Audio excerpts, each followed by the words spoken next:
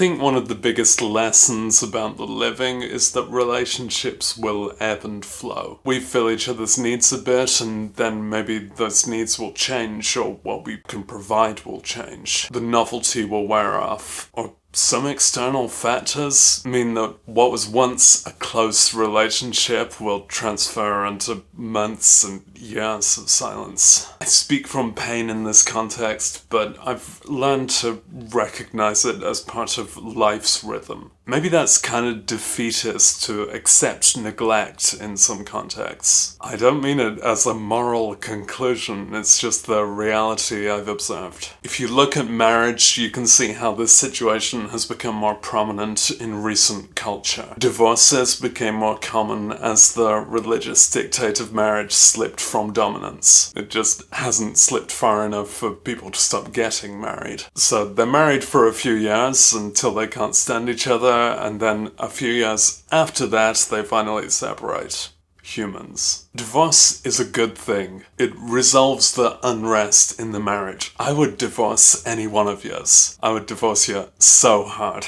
A lot of capital R relationships do that. They become something that has to kind of disconnect. That's why we have exes. And all connections will have times when their properties will mutate. A friend in rough times, you might pitch in a bit more for them, and maybe some people get really clingy.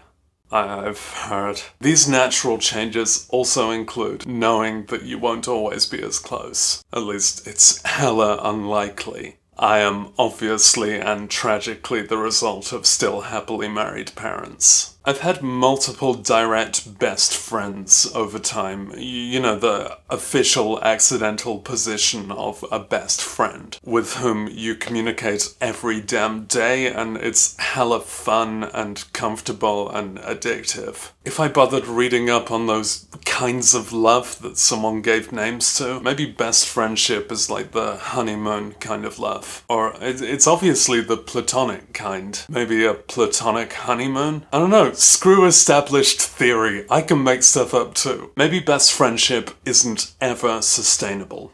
With a hyphen, ever sustainable. It's high investment. I don't know, when these relationships have diverged, I feel that I could have kept it up forever and it's them that changed. But that's the solipsistic perspective. And change isn't the enemy, and it's not about me or them as much as the thread between us. A forever without adaptation is fallacious. The coming and going of relationships is complicated by an online world whose grasp has come in with the start of the millennium, and it's reasonable to believe that it's forever now. With social media in particular, we accrue a roster of our historic connections, and even those relationships that have stagnated or distanced for any reason exist in a list. We can even see when they're awake and are addictively encouraged to strike up conversation. Online conversation is a good thing for us in a lot of ways, but it brings a collector's compulsion to an element of life that really doesn't suit that context. It also makes our personal relationships belong to a private company that gathers data to run ads, but everyone's cool with that. It's fine. It's fine.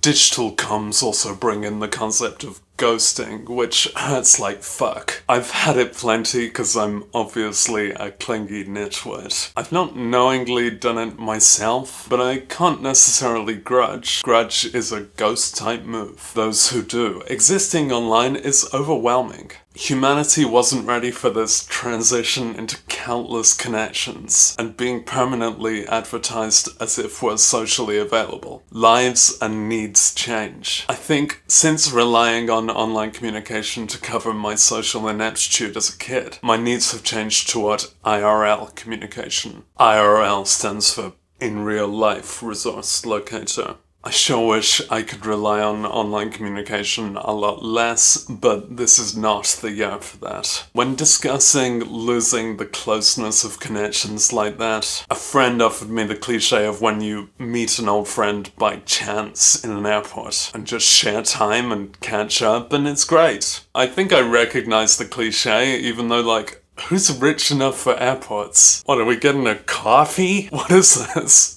I kinda hope for the airport endgame in every relationship. I mean, plan A is to keep access to these fuckers I love. But if we address it more realistically, if you love something, we can at least hope that everyone we've once known closely will remain a mutual well-wisher, where you needn't engage constantly, but you know you remain feasibly accessible allies. This is something that online communication facilitates really well. It's far more practical than just camping at the airport until someone you know shows up. Maybe you can find someone you were once close with and suddenly catch up, with your old dynamic basically immediately accessible, just a little dusty. And by the means of social media, you've seen and respected each other's stories since. And you can use all the airport emojis anyway. Maybe your lives don't really have space for each other right now beyond this kind of glimpse, but the camaraderie is the value. When addressing this stuff, I do gotta separate out actual soured relationships with infractions and reasons for disdain. I'm privileged to not have had many that I'm aware of. In general, the people that I once understood and trusted, I can still understand and trust. I don't want to airportify your abusers. They suck. But some seemingly positive correspondences seem to go another way, petering out, then unresponding until you have to guess there's bad blood. I've faced this so often that I should maybe take a hint.